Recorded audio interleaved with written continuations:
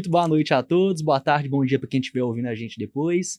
Estamos aí em mais um episódio do Synteg Talks e o convidado de hoje, né, mais que especial, o Arnob, vai conversar um pouquinho com a gente, vai se apresentar, né, e o foco aqui hoje vai ser discutir um pouco de como que as startups, né, e tecnologias emergentes estão revolucionando e mudando, né, o mercado da educação aí, que é um mercado aí tão tradicional, né, que precisa de tanta mudança. Boa noite, Arnob, obrigado aí por aceitar o convite. Obrigado, Eugênio. Que prazer enorme estar aqui com vocês hoje à noite. Super animado aí para o nosso papo. Maravilha, Arnóbio. Então hoje, né, você estava conversando aí um pouquinho antes, você contou de ser empreitado lá no Vale do Silício, contando um pouquinho aí da Sirius, né? Então o que a Sirius é hoje considerada? Cara, a Sirius é a faculdade das profissões do futuro. E tem um número que guia muito do que a gente faz. Esse número é 65%. 65% dos jovens hoje vão trabalhar na profissão que ainda nem existe, de acordo com o Fórum Econômico Mundial. E aí essa galera está saindo da faculdade tradicional, subempregado, desengajado, muitas vezes endividado. E aí por isso a gente criou a Sirius, que é a casa dessas profissões do futuro. A gente é uma faculdade, isso claro surpreende muita gente, é um comum, né, que a gente como startup decidiu ser faculdade. A gente tem nota 5 no MEC, nota máxima. Só 2% das faculdades do Brasil tem essa nota. E como a gente já aludiu, né, a gente é faculdade e startup de tecnologia. A gente tem investidor em 5 países, é uma das 15 startups mais promissoras da América Latina, de acordo com a Forbes, uma das 100 melhores edtechs do continente, de acordo com o Holon IQ. E justamente o nosso modelo é pegar o que tem de melhor no mercado, trabalhar com as melhores escolas online, os melhores experts, e criar juntos programas de pós-graduação, MBA e graduação. E a gente entende que a gente traz o melhor dos dois mundos, né? O que tem de melhor no mercado, conhecimento prático aplicado, a gente não tem prova, foco é projeto, é tudo mão na massa, então a gente traz essa experiência de mercado, ao mesmo tempo com o melhor que o ensino superior tem para oferecer, né? Que é credibilidade, visibilidade, acesso aos melhores cargos, carreiras, salários. Bacana demais, Arnob. Uma coisa aí, vamos dar um passinho atrás para a gente desmistificar essa questão, que é uma startup e é uma faculdade, com nota 5 no MEC, aí, que hoje a gente sabe, né, da questão da área de educação, hoje menos, mas, né, teve um pedaço aí do tempo aí curto, né, recentemente, que abria-se uma faculdade a cada semana, em cada esquina, né, e com isso, querendo ou não, muitas delas não conseguiam manter uma qualidade, né, fazia de fato para ganhar dinheiro, não para educar o mercado. Como que é essa questão da Sirius ser uma startup, né, e ter, né, de fato, a aprovação do MEC para atuar, né, e inclusive com nota 5, né, que é um mérito aí muito bacana? Cara, a gente criou a Sirius para trabalhar nesse problema, nesse desafio, né? Que é entender que, a gente está no meio de uma revolução industrial hoje, o mercado está mudando, as tecnologias estão mudando, talvez estamos no meio da a maior revolução industrial que a humanidade já viu, e toda revolução industrial demanda uma revolução educacional, que a gente entendeu não tem acontecido, não tinha acontecido ainda. E nossa missão com a Sirius é justamente criar essa revolução educacional. Então, dado esse problema, né? E o problema a gente tem vagas de trabalho que as pessoas não estão qualificadas para ela e o sistema de educação tradicional não está conseguindo atender. Como é que a gente resolve esse problema? A nossa resposta foi: nós vamos criar uma estrutura para acessar recurso, e isso é a gente optou pela estrutura de startup, que é inclusive uma estrutura, né, requer investimento, requer retorno financeiro, então a Sirius tem fins lucrativos, e ao mesmo tempo a gente decidiu que queria fazer isso dentro do ensino superior. E aí isso nos levou para o caminho de escolher credenciar uma faculdade no MEC. E aí isso tem o seu processo requerido, né? Demora quase 3 anos para aprovar uma faculdade, a gente demorou perto disso, a gente produziu literalmente 2.000 páginas de documento para o Ministério da Educação rever, aprovar, quadro de professores, a gente tem um procurador institucional que fica em Brasília, então a gente montou todo esse arcabouço, estrutura regulatória para poder fazer os dois, né? Uma startup e uma faculdade. Eu já participei de processo de credenciamento do MEC, assim, quem participou sabe do desafio que é, né? Além de ser burocrático, extensivo, é muito cansativo, porque envolve pessoas de todas as áreas, né, da empresa como um todo. Todo mundo. E quando a gente fala de startup, né, ainda mais startup em fase inicial, a gente sempre pensa ali que é 1, 2, 4 fundadores no máximo, trabalhando da garagem, para tirar um negócio do chão. Como é que foi esse processo, né? Como que a Sirius começou, né? Imagino que tenha começado já com uma veia educacional, né? Mas como que foi essa virada de chave para, tipo, agora vamos virar uma faculdade para atender curso superior? O Gênesis já começou com essa ideia da faculdade. Então, desde o começo, a Sirius já era para se tornar uma faculdade. É claro, tem um processo de credenciamento, né? Até sair efetivamente a portaria do Ministério da Educação, a gente operava como uma escola rodando programas pilotos.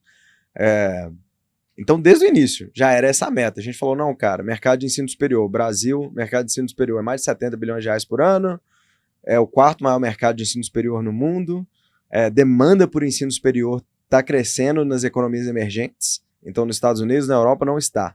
Mas as economias emergentes estão.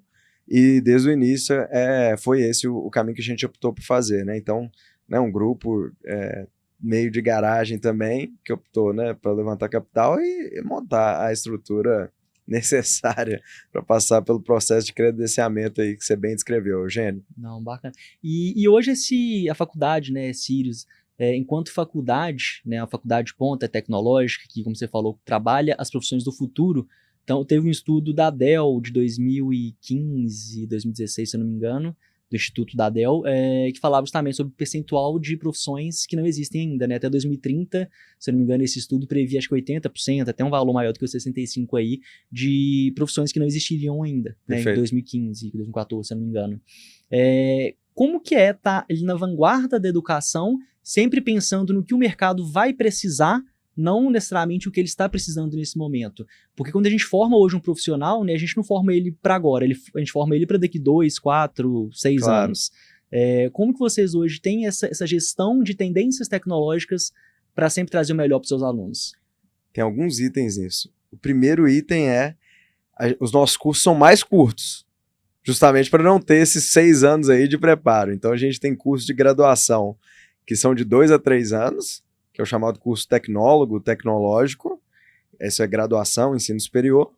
E a gente tem curso de pós-graduação, que geralmente são 12 meses, mas às vezes são 9 também. Então, essa é a primeira parte da resposta. 6 anos para formar, na Sirius, não. 1 ou 2 anos é o que acontece.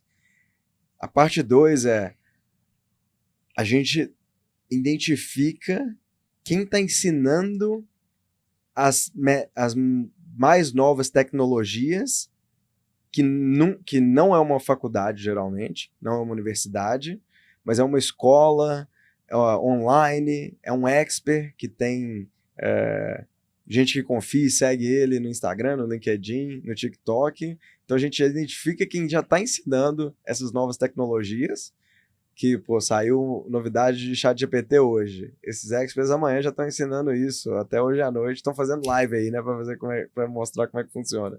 Então a gente identifica essas pessoas e traz para o ensino superior. Então, essa é a segunda parte. Curso curto. Segundo, a gente trabalhar diretamente, né, com quem está no mercado.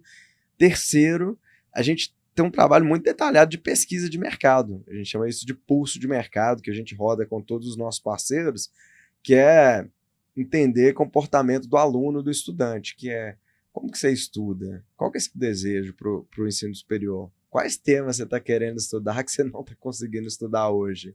Então, a gente combinando essas 3 coisas, né? Número 1, curso mais curto. Número 2, trabalhar com quem está na fronteira da indústria, na fronteira do trabalho, e trazer isso para o ensino superior. E número 3, esse acompanhamento de dados é como a gente estrutura os cursos que a gente oferece. Esse segundo ponto aí seu, eu fiquei bastante curioso, que é sobre a questão desses criadores, né? Então, Perfeito. De fato, vocês mapeiam os creators, né? Os criadores aí da internet, gente que já trabalha com curso, não necessariamente uma empresa, que trabalha sobre algum conteúdo de ponta e convida para ser um professor, para ministrar o curso. Como que funciona essa logística? É caso a caso? É bem próximo disso que você descreveu. O modelo mais típico é um cara ou uma empresa que está indo super bem, tem um curso, e aí a gente olha, né, a reputação daquele expert, a gente olha a satisfação dos alunos e a gente olha a qualidade do curso, qualidade técnica, qualidade pedagógica. Então essa pessoa já está ensinando, mas ela não está no ensino superior. E a gente trabalha com essas pessoas para lançar programas de pós-graduação e MBA, e vamos abrir agora também essas graduações em parceria. Às vezes é um creator, uma pessoa, não é uma escola ainda. às vezes é uma estrutura já mais robusta, né? Já é uma escola que está rodando há algum tempo. E aí a gente traz aquele conhecimento, aquela técnica, aquela personalidade para o curso de pós-graduação e MBA. Então, hoje a Sirius, podemos falar que ela tem várias características exclusivas de áreas, porque vocês colocam o mercado para dentro. Tem muitas faculdades, muitas empresas de educação, eu vejo que vai no caminho contrário, né? Então, pega ali um conteúdo, coloca uma grade, chama ali uma pessoa que tem um título legal na academia e trabalha aquilo com conteúdo de ponta. Né? Então, vocês foram justamente no caminho inverso do que a maioria faz. O caminho inverso, a gente começa pelo mercado. Esse é o ponto de partida de 100% do trabalho que a gente faz. E hoje vocês têm parceria com empresas, com instituições que demandam formação de pessoas? Ou vocês focam de fato em vender para as pessoas? É um B2C, é um B2B2C? O modelo principal é B2B2C. A gente assina, né, as escolas online, os creators, lança esses programas juntos. E aí, esse é o B, né? A parte do B2B, que é a escola online e o creator. O C é o aluno comprando lá na ponta. Esse é o modelo principal. Então, a Sirius não necessariamente vende diretamente os cursos. Às vezes deixa na mão do criador, do especialista ali, essa venda aí de um curso credenciado. A gente apoia, claro, né, nessa venda, mas quem está trazendo, quem está liderando essa parte, é o creator, é a escola online. Na sua visão, qual que é a principal característica que diferencia hoje a Sirius de uma faculdade tradicional? Cara, número 1, aprender com o que o mercado está demandando, as técnicas, as tecnologias, as mentalidades do que o mercado está demandando. Número 2, aprender com mão na massa. Então, quase todos os nossos cursos têm projeto, ao invés de prova. Então, você tem um projeto que você entrega, que demonstra, né, tudo aquilo que você produziu. E número 3, a gente prioriza de forma enorme criação de comunidade. Tanto online e ocasionalmente com eventos presencial. Porque tem uma coisa interessante que de 1984, a gente sabe o que funciona para a educação. Eu vou falar um negócio que talvez é até controverso, que a educação de qualidade é simples. Não é fácil, mas é simples. São 3 itens. Item número 1, se aprender com seus pares. Então, você ter troca com seus pares. Item número 2, tutoria 1 a 1. Isso também funciona para aprendizado. Item número 3, aprender baseado em projeto, aprendizado mão na massa. Então, essa é pesquisa de Benjamin Bloom, 1984. É reconhecida essa pesquisa no mundo da pedagogia. Então, se eu estou falando que é fácil fazer educação de qualidade, por que isso não acontece, né? E a gente sabe, já tem 30 anos. A verdade é que acontece pouco no mercado hoje porque é caro. É caro fazer tutoria 1 a 1, é caro botar um sistema para aprender com pares, é caro, difícil fazer mão na massa. E aí acontece que hoje é a primeira vez na história da humanidade que dá para fazer essas 3 coisas em escala. Você pode fazer tutoria 1 a 1 com inteligência artificial, influenciada, treinada no conteúdo relevante, até potencialmente no professor. Segundo, você pode aprender com seus pares em comunidade. Quando eu falo de comunidade, tem a ver com isso, aprender com os pares de forma online também, de forma escalável. E número 3, aprender com projeto, né? Que nas nossas áreas, que são todas profissionais, profissionalizantes, nossos cursos são todos focados em melhorar a carreira da pessoa. Ou um novo cargo, um novo salário, uma melhora, mudança de trabalho. E hoje a gente consegue fazer isso mão na massa de forma também escalável, né? Tanto com código quanto compartilhamento online, né, desses projetos, desse trabalho. Tem uma coisa interessante aí que eu, particularmente, sempre tive um pouco de dificuldade de aprender. No caso, no modelo tradicional de ficar sentado, ouvir o professor. Aí eu sempre ficava naquela ansiedade, mas gente, e como que isso aqui vai ser na prática? E como que isso aqui vai acontecer? Eu ficava tanto pensando naquilo que eu não conseguia absorver o conteúdo. Quando eu comecei a trabalhar com educação, com foco em empreendedorismo e desenvolvimento de negócio, a gente criou toda uma metodologia de desenvolvimento de startup, e uma das coisas que a gente fez questão, e eu fiz questão de ter, era mão na massa. Mão na massa. Então, todo encontro nosso era um conteúdo de 40 a 50 minutos, e depois era de 1 a 2 horas para fazer aquilo que o palestrante especialista ali passou. Perfeito. Então, vamos ensinar um Canvas modelo de negócio? 30 minutinhos você fala como que é um Canvas, Perfeito. o que é, e depois é fazer o Canvas. Perfeito. Né? Então, é uma metodologia, como você falou aí, que não é de hoje, né, mas falta muitas instituições fazerem isso. E aí tem uma fala aí sua que eu achei legal, que é a questão que é simples, mas porque o pessoal não faz. Né? Dentro de vários conteúdos aí de desenvolvimento de startup, tem uma frase que eu gosto muito, que é: o difícil é fazer simples. Então o ser humano ele tende a ir sempre pelo caminho mais complexo, por achar que ele é o mais completo e o mais eficiente. Não pelo mais simples, que é o que dá resultado. É uma discussão filosófica aí, né, do que é simples, do que é complexo, do que não é, mas muito bacana esse processo aí de ensino de vocês. Então hoje, os alunos lá de vocês não têm ali aquela questão de prova para validar o conhecimento. É de fato um projeto, um trabalho, é algo aplicado ali, não é teoria. A maioria esmagadora dos cursos nem tem prova. Alguns têm mas a maioria não, nem tem prova, é tudo projeto. Bacana. E os cursos hoje é 100% voltado para a área de TI? É só para quem é desenvolvedor, digamos? Não, não é. Então a gente tem curso de gestão de produto, product management, curso de inteligência artificial, ciência de dados, engenharia de dados, tem curso de negociação hoje. Legal. A gente tem curso também que traz tecnologia para outras áreas profissionais.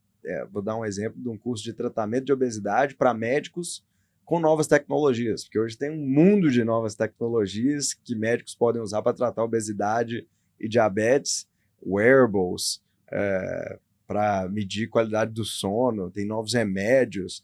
Então, não é só para desenvolvedores, não. Isso é incrível, porque eu trabalhei os últimos 4 anos no mercado de saúde, inovação na área de saúde. Então, o pessoal que eu lidava ali era médico, enfermeira, enfim, profissionais de saúde. E o tanto que esses profissionais precisam dessas questões de atualização de conteúdo é muito grande. Porque o profissional ele fica imerso no dia a dia, tempo para estudar é muito pouco, quando acha um curso, é um curso muito teórico e extenso, né? E o que você falou aí, né? Então, não é 6 anos para formar, né? De partir de 9 meses, né? Você consegue fazer uma pós aí e já está no mercado, né? Então, hoje eu fico sempre procurando me aprimorar, né? Inclusive estou no mestrado de inovação na UFMG, e eu vejo cursos mais tradicionais, que são 4, 6 anos, eu fico, gente, um menino que está começando um curso hoje de ciência da computação, de sistema de informação, ou qualquer outra área, o que vai ser desse profissional daqui 4 anos? Na velocidade que esse mundo está, né, de mudança e atualização. Né? A gente que está no dia a dia não consegue acompanhar, né, tantas novidades que saem na área de tecnologia. Imagina tudo quanto é área. Perfeito. Tem uma coisa, um exercício que a gente gosta de fazer às vezes, que eu vou convidar, né, para quem tá com a gente aqui hoje fazer, que imagina que você está em 1950. Então você está no ano 1950 e você achou uma máquina do tempo.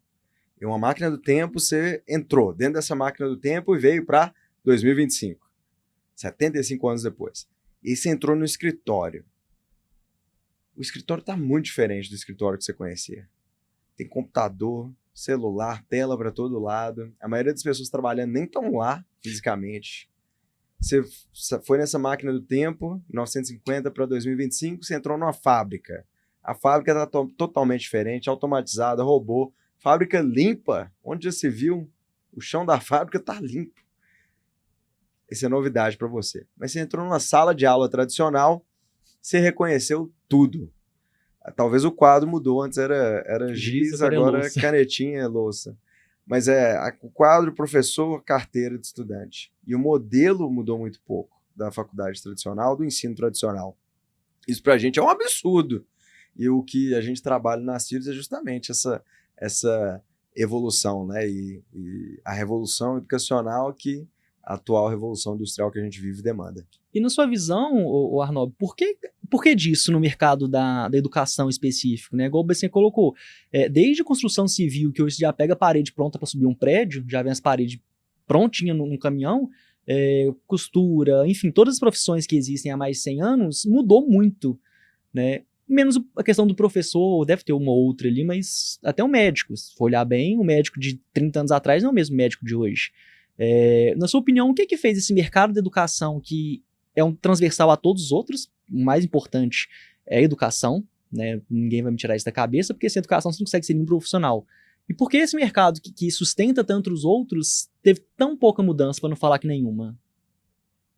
Todo produto, toda indústria que tem um percentual muito grande de entrega humana tem esse desafio de mudança tecnológica. Você acabou de falar de saúde, é outro exemplo, educação é outro exemplo, mas você podia falar também de música clássica.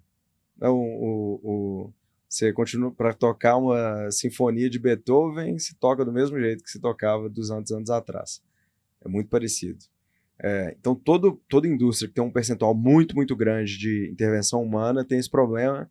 No mundo da economia, às vezes é chamado de cost disease, né? A doença do custo que essa intervenção humana é tão grande que você não consegue implementar a tecnologia bem. Então, essa é uma explicação econômica. Outra explicação é cultural. A educação é um produto cultural, ao contrário de muitos outros. Então, ele está atrelado a valores, está atrelado a desejos, está atrelado a o que seu pai te falava quando você era criança. E isso tudo gera atrito para a mudança. E o terceiro grande elemento de redução de velocidade, de mudança, de inovação, tem a ver com estrutura organizacional, estrutura política, né? Então, a educação tem setor regulamentado, é um setor com muita intervenção política, é um setor com estruturas políticas de, por exemplo, professorado que são difíceis, né, de ajustar. Então, esses três fatores combinados, um percentual grande do input humano versus mais input tecnológico, não, a fábrica tem muito input tecnológico, de educação, e menos humano. Claro que tem muito input humano, mas é menor o percentual. A educação input humano é muito grande. Então, esse percentual da influência do fator humano na criação, as estruturas, meio que eu falei aqui, políticas, socioeconômicas, e o fato de ser um produto cultural, que todo produto cultural demora mais para mudar. A questão, e aí abrindo um pouco para fora de educação, quando vai falar de cultura, a coisa o buraco é muito mais embaixo, né? É muito mais difícil você conseguir fazer uma mudança, porque ela feita muito gradualmente, às vezes não acontece. Porque o que vai mudando vai deixando de mudar e a coisa não tem uma continuidade. Igual veio a pandemia aí, mudou a chave. Né? Então, quando se pensava aí no começo, eu trabalho em 2020, no começo de 2020, eu tinha toda uma edição de desenvolvimento de startup, para um terceiro ano, eram 315 alunos. A gente fez 2 encontros presenciais no começo de 2020, depois falou, vamos fechar a faculdade, vamos fechar a escola. Eu lembro que devia ser o mês 3, março mais ou menos, acho que fechou. E falou, não, até maio a gente vê o que vai estar acontecendo. Então a gente fechou ali o contato humano em uma semana. Na semana seguinte a gente tinha que ter um ambiente todo online para trabalhar com 300 alunos de terceiro ano. Que pensa no público. Total. Então, assim, a pandemia veio para acelerar muito essas questões, né? Então, acho que depois disso veio muita questão dos professores, né? Que é a mão de obra principal das instituições de ensino, tinha uma resistência muito grande em usar sistema, em fazer as coisas ali online, né? E não teve opção, né? Claro. Então, teve essa mudança. Como que a Sirius, ela já pegou a pandemia? Me conta um pouquinho como que foi essa interação da faculdade Sirius com a pandemia. Nasceu durante a pandemia ainda, né? Então a gente virou faculdade em janeiro de 2023, que a gente ainda estava nas restrições de contato humano, e aí, como eu mencionei, né? Antes disso a gente estava credenciando a faculdade, rodando pilotos. Uma parte desse tempo eu ainda estava morando nos Estados Unidos, não tinha voltado para BH ainda. Então a gente nasceu com esse cenário, né, em mente. E é uma coisa muito clara, assim, é um convite também, né, Eugênio, para você, para quem tá com a gente aqui hoje, se você pensar no aluno universitário típico hoje no Brasil, pensa aí no aluno universitário típico. Se você pensou num jovem de 20 e poucos anos, um homem de 20 e poucos anos, andando num campus presencial tradicional, você errou. Não é isso. Hoje a maioria é mulher, a idade típica é de 30 a 34 anos, e a maioria está estudando online. Então, em pós-graduação, hoje no Brasil, 65% dos alunos são online, de acordo com a Semesp. E se você olhar a graduação, calouros, tem quase o dobro de calouros no ensino online do que no ensino presencial. Um pouco mais de 3 milhões entrando todo ano na graduação online, e 1,6 milhões, mais ou menos, entrando todo ano no presencial. Então, assim, isso mudou já. Não era assim até pouco tempo atrás. Realmente a gente está numa nova fase aí de como as pessoas aprendem, como é que elas engajam. Sua fala sobre a questão da Revolução Industrial, eu gosto muito desse assunto, né? Eu tenho um conteúdo sobre as revoluções industriais, e aí sempre quando eu estou nessa aula, né, nesse conteúdo, né, eu gosto de ter uma discussão que é a seguinte, então é a quarta revolução, quando a quinta vem?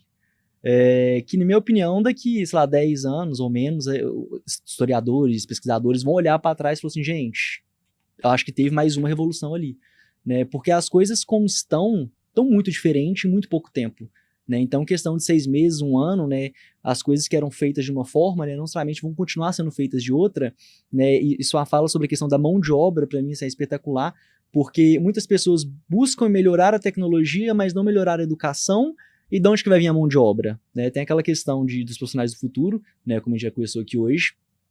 Então, como que você vai preparar, e vamos pegar aí pais, mães, como a gente vai preparar os meninos aí que estão saindo do ensino médio, né? Então, 18 anos para frente, pôr ele numa cadeira para estudar 4 anos, 5 anos, quem faz graduação tradicional aí até às vezes 6 anos ali um curso, para um mercado tão incerto que é o mercado daqui 5 anos. Né? Como que vocês conseguem trazer essa tranquilidade para os alunos de vocês hoje, que não, o que vocês estão aprendendo, de fato, você vai utilizar e já pode utilizar? Assim, a primeira coisa é exatamente aquilo que você descreveu, Eugênio, que você fala assim, cara, eu ficava na sala de aula e aí, pô, eu nem sabia se eu ia usar aquilo ou não, e eu ficava tão preocupado se eu ia ter aplicação daquele conceito ou não, que eu nem aprendia direito, né? Foi um pouco do que você descreveu. Então, assim, a primeira resposta é mostrar para esse profissional, para esse aluno que, cara, você consegue usar isso hoje, né? Você está aprendendo o que o Nubank está usando, o que o Google está usando, o que o iFood está usando. E aqui eu tomo a liberdade de falar as empresas de alguns dos nossos professores, coordenadores.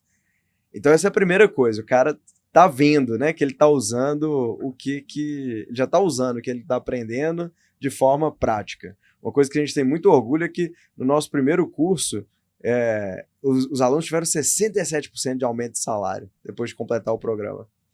E a gente, quando você conversa com eles, eles falam, por que eu tive isso? Eu tive isso porque eu estava colocando a mão na massa. Teve um aluno em especial, se for no nosso site, você vai ver algumas dessas histórias, e essa estatística que eu mencionei foi até coberta na reportagem do Valor Econômico. E ele fala assim, é mais ou menos assim, tudo que eu aprendi na Sirius era batata. Eu fazia na minha empresa, entregava num projeto aquela semana e já melhorava o meu trabalho. Esse aluno em especial foi promovido em 6 semanas depois de iniciar o curso, e depois ele foi promovido de novo, mudou de cargo. Então, porque os caras estão botando tudo a mão na massa desde o começo, parte 1, parte 2, estão aprendendo com o que eles estão vendo, tem credibilidade no mercado, isso dá muita segurança, né, para completar a jornada aí de aprendizado e de carreira. É o famoso ações falam mais que palavras, né? Então não adianta ficar falando, a coisa acontece de fato, né? Acontece e entrega, né? Então, assim, isso é o mais importante, que a educação tem uma coisa muito linda, que é uma das poucas processos que amplia a identidade da pessoa. Porque se você pensar o nosso comportamento humano, é muito baseado na nossa identidade. Uhum. Então, assim, eu sou uma pessoa disciplinada, então eu chego no horário. Eu sou bem atento à minha saúde, então eu vou na academia. A gente acompanha nossas ações com nossa identidade. E a educação altera a identidade. Porque você completa e fala, não, agora eu sou um engenheiro, agora eu sou um economista, agora eu sou um programador. E a gente poder entregar isso dentro do trabalho da Sirius, né? O trabalho da faculdade é uma coisa muito linda. Isso gera resultado, né? na vida das pessoas, porque não é só que você aprendeu alguma coisa, você é uma pessoa nova, um processo educacional bem feito, você se transforma, né? Sai com uma identidade ampliada, diferente do outro lado. E, no fundo, é isso que faz a maior diferença no comportamento, no resultado que as pessoas têm. Essa fala sua me lembrou um caso, eu atuei muitos anos ali com programa de pré-aceleração, com foco em formação empreendedora dentro de uma instituição de ensino aqui de BH.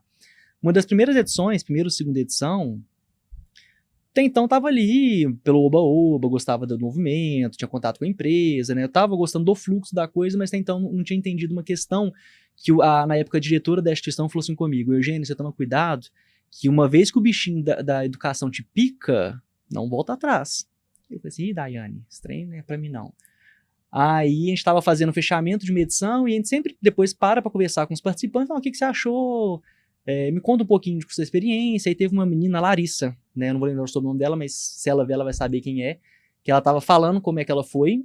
E aí ela começou a ficar emocionada, que ela falou que o processo que ela teve ali de 12 semanas, né, que é 3 meses mais ou menos, em menos das 12 semanas ela tinha conseguido um estágio, dentro desse mesmo estágio ela conseguiu uma nova responsabilidade, teve um aumento salarial, e isso ajudava muito a família para completar a renda. Perfeito. E eu tô assim, gente, o que eu tô fazendo aqui não é pelo encontro, pelo pessoal, é por conta disso. Claro. Né? Então a educação é uma questão, assim, gosto muito da área educacional, gosto muito da área de empreendedorismo. E a Sirius aí falando de educação, falando de tecnologia, falando de assuntos emergentes, fazer uma pergunta para você. Casa de ferreiro, espeta de pau? Ou seja, vejo muita instituição que fala que a tecnologia é de ponta, mas para um menino pegar uma declaração tem que ir na secretaria de 8 às 18. Como que hoje a Sirius, enquanto a faculdade que promete entregar profissionais para o futuro, utiliza da tecnologia, né, para ensinar, para fazer a gestão? Como que é esse processo tecnológico interno da Sirius hoje? A resposta é o tempo inteiro, né? Então, assim, a gente tem muito orgulho de ter sido a primeira faculdade ou universidade a lançar um tutor de IA, baseado em Large Language Model. A gente lançou isso em janeiro de 2023. Teve uma reportagem na época, né, mídia internacional, no Estadão, falando disso, né? A Sirius, como primeira faculdade a lançar esse tutor de IA. Você falou de secretaria, né? Nossa secretaria acadêmica é toda digital.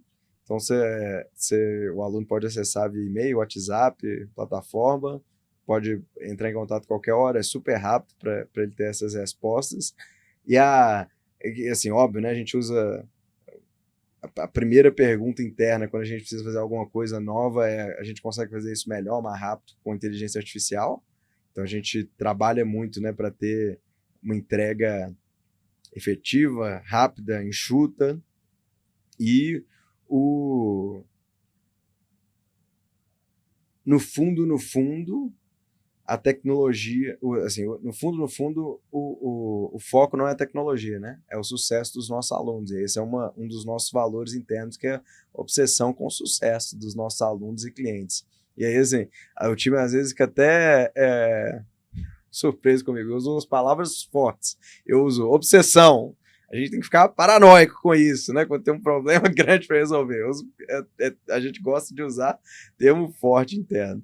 E aí, um desses valores é isso, essa obsessão com o sucesso dos alunos, e aí isso significa, né, que, para eu atender eles rápido, eu vou ter que usar tecnologia, para eu atender eles de forma efetiva, eu não posso pedir para eles ir na secretaria presencial de 8 às 17, mas tem 2 horas de almoço no meio, né? Então, isso tudo é parte do que a gente faz. E aí a gente é bem guiado por esses valores também.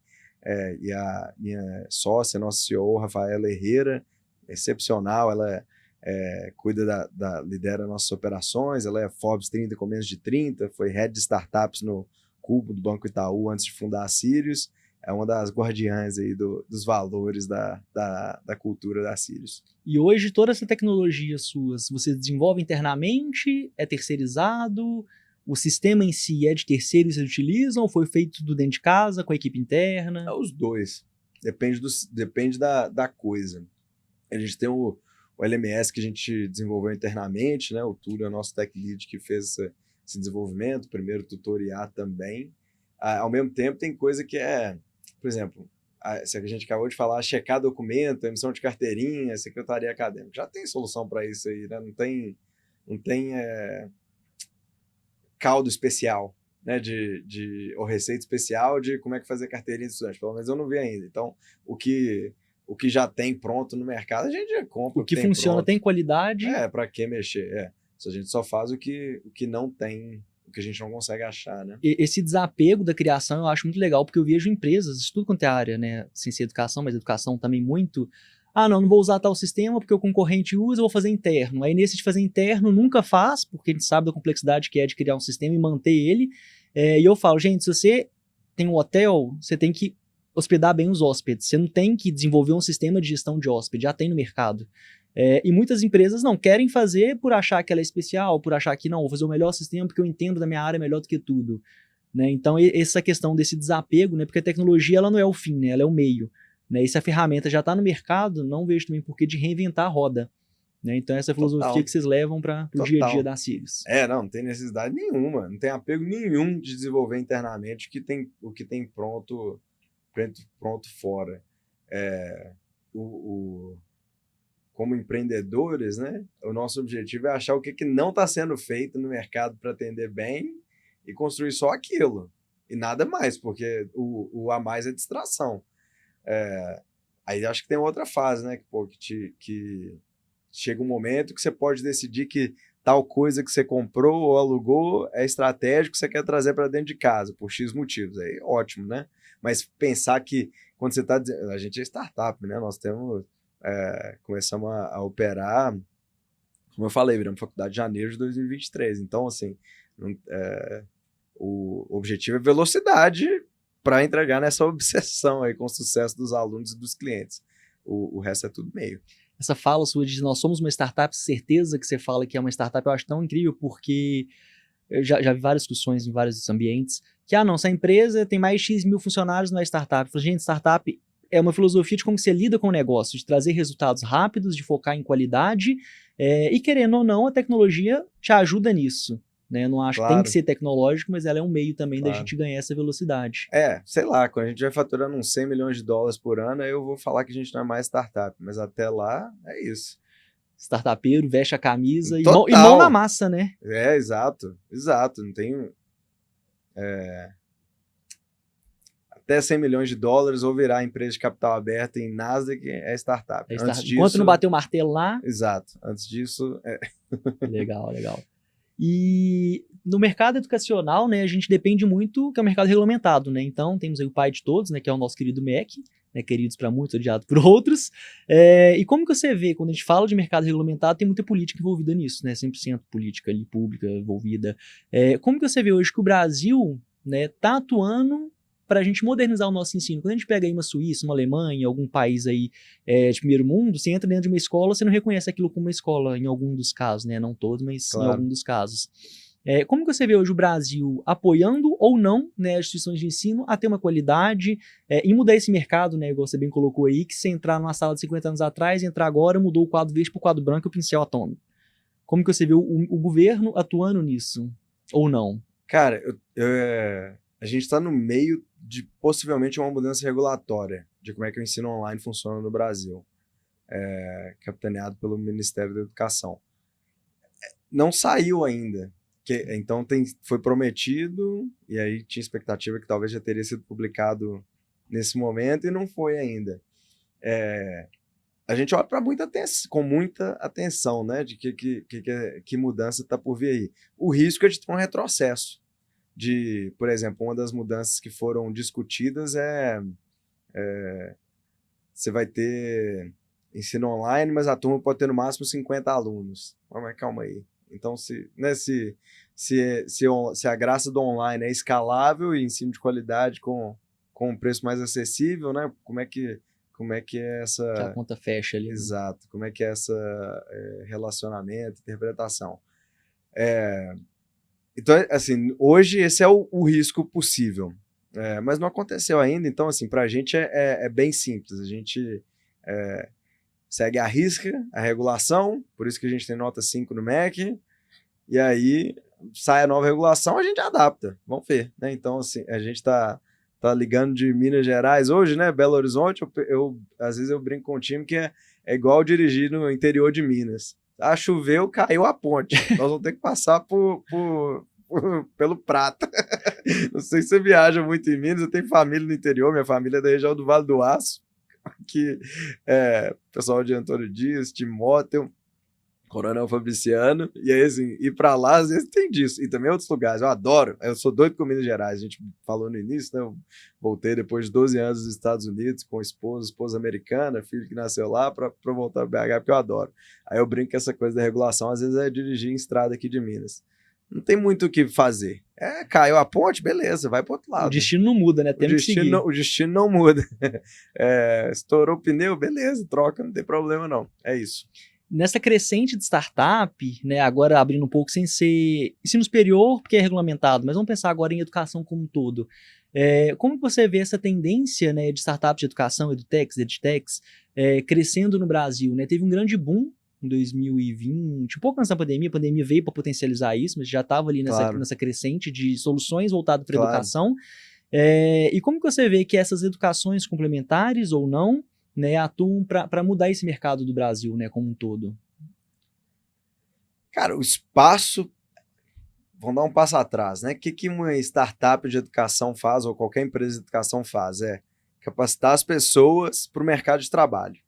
Eu interpreto dessa forma. Eu sei que, claro, a educação tem um viés e oportunidade social de, por exemplo, ensinar questões éticas, questões humanas, mas eu sou bem prático com isso. Assim, quando eu pergunto para os nossos profissionais, os nossos alunos, por que você está estudando? É melhorar minha carreira, ganhar mais. Você falou as histórias, né, dos alunos. É lindo, né, ouvir o resultado que essa turma tem.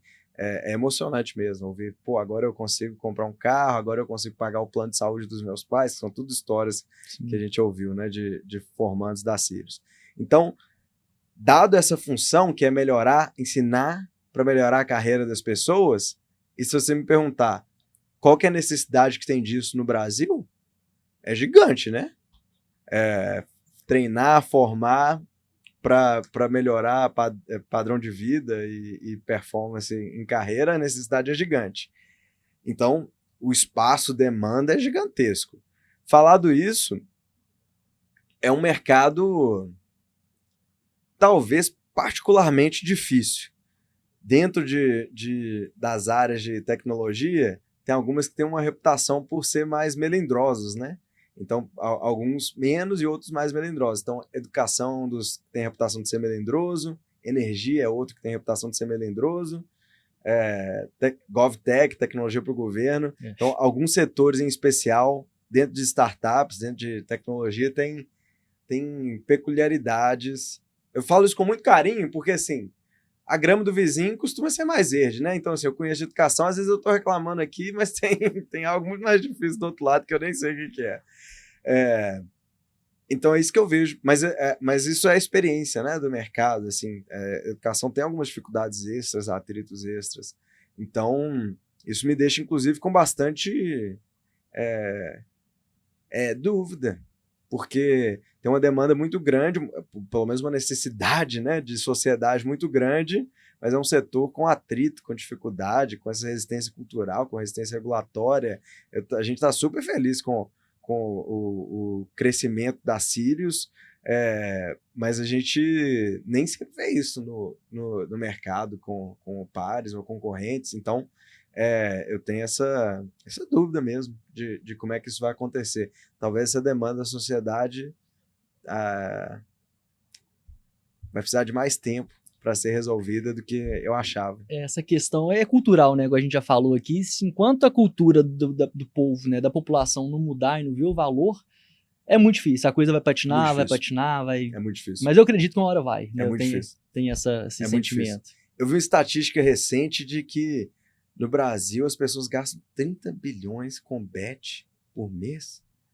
E aí eu tô falando de memória, então eu não vou ser preciso, mas agora eu vou falar outro número que é preciso, que ensino superior no Brasil são 70 bilhões de reais por ano. Então, já pensou? Que número é esse? Se a gente virasse, gasta... né? Que coisa! Não, eu não gosto nem de ver estudo de bet, que assim... é uma área que eu fico assim, gente... Se o brasileiro engajasse na saúde, na educação, qualquer outra coisa, assim, você aposta... Que coisa, né? Que em tão pouco tempo, quantos bilhões foi, né? Exato. E aí eu concordo, né? Tem essa coisa cultural. E o outro lado da moeda eu fico pensando assim, cara, o que as escolas, e eu, né, a Sirius, nós, todo mundo no mercado de educação tem que fazer diferente, né? O que a gente precisa mudar, né, de como a gente trabalha para ser mais atrativo, para né? ter esse tipo de explosão em crescimento. Sobre crescimento da Sirius, né? A empresa hoje tem uma fala que, não sei de quem que é, pode ser que é minha mesmo, não sei. Mas a empresa que cresce hoje, cresce comprando. Né? Como que a Sirius vê hoje o mercado de M&A, de fusão e aquisição, visando ali soluções de educação? Vocês chegaram já a olhar esse mercado? Não é algo para agora? Como que vocês veem isso hoje? Cara, não é algo para agora, porque a gente está... Eu mencionei, né? Tem pouco mais de 2 anos que a gente começou a operar como faculdade, a gente está no comecinho da jornada. Hoje a gente trabalha com essas escolas parceiras, né? Eu mencionei os creators, escolas parceiras, são 20. Essa turma junto já vende mais de 300 milhões de reais por ano. E a gente está só no comecinho. Claro que já teve discussão interna de oportunidades, né? Mas ainda não é o momento para a gente, não. Bacana. E caminhando já para a reta final, Arnaldo, queria que você deixasse um recado, né? Primeiro para os colegas, né, para os pares que estão à frente, seja de questão de ensino tradicional ou de uma startup ali que tem o objetivo de educar o mercado, né, seja ele qual for. Né? Qual a principal característica que você acha que essas pessoas que estão à frente aí de educação e tecnologia tem que ter para coisa. A primeira coisa é resiliência, né? Se a pessoa não quiser, motivo que tem. Eu conheço a dona de uma instituição superior que ela fala: gente, se eu quisesse ganhar dinheiro, eu abria um supermercado. Fechava isso aqui, abria um supermercado. Porque é menos trabalho, né? Lidar com aluno é difícil, lidar com o público é difícil. Mas que dica que você deixa aí para esse público hoje? Cara, talvez a minha guia pessoal principal é de obsessão com o sucesso, né, desses alunos, desses clientes, desses parceiros. Porque, no fundo, a gente trabalha para servir, né? E a gente cresce quando a gente serve bem os nossos alunos, os nossos parceiros. E eu não... Cada um tem sua história, sua jornada, né? Eu não sei. Eu sempre hesito de dar uma dica, um conselho amplo, geral. Mas o que eu posso dizer é que, para mim, cara, não esqueça essa obsessão aí com o sucesso dos parceiros, das escolas, dos alunos. E se a gente fizer isso bem, sucesso. E complementando um pouquinho aí sua fala, eu também diria para o pessoal não ter medo da tecnologia, que eu vejo desde professores a gestores de instituição de ensino que tem essa resistência com medo de, não, a IA vai tomar o lugar do meu professor, a IA vai tomar o lugar da minha secretária.